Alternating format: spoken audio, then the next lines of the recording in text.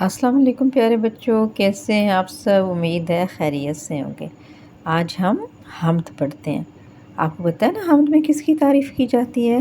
حمد میں اللہ تعالیٰ کی تعریف کی جاتی ہے، کیونکہ ہماری پوری کائنات کو کس نے پیدا کیا ہے؟ اللہ تعالیٰ نے۔ سورج، چاند، ستارے، یہ سب چیزیں کس نے بنائی ہیں؟ اللہ تعالیٰ نے۔ تو آئیے میرے ساتھ ساتھ ہم حمد پڑھتے ہیں۔ سب سے پہلے خاص الفاظ پڑھیں گے آپ۔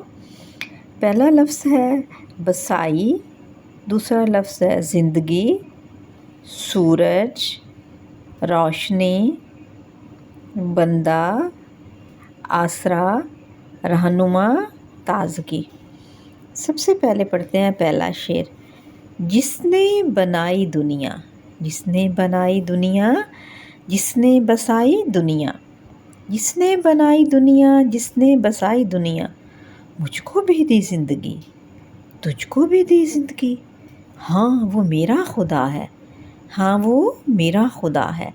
جس نے بنائی دنیا، جس نے بسائی دنیا، مجھ کو بھی دی زندگی، تجھ کو بھی دی زندگی، ہاں وہ میرا خدا ہے۔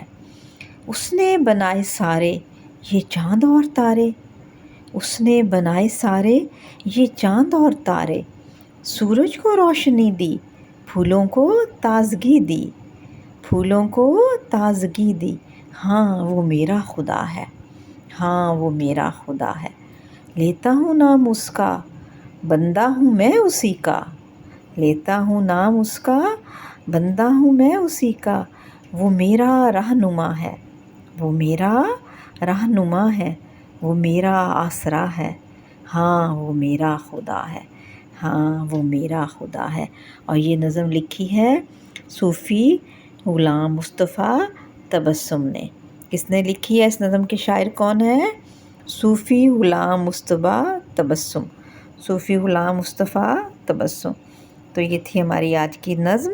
آپ نے اس نظم کو پڑھنا ہے، یاد کرنا ہے اور زبانی یاد کرنا ہے اور لکھنا بھی ہے، تاکہ آپ کو نظم لکھنے بھی آئے۔ ٹھیک ہے؟ اوکے، اللہ حافظ۔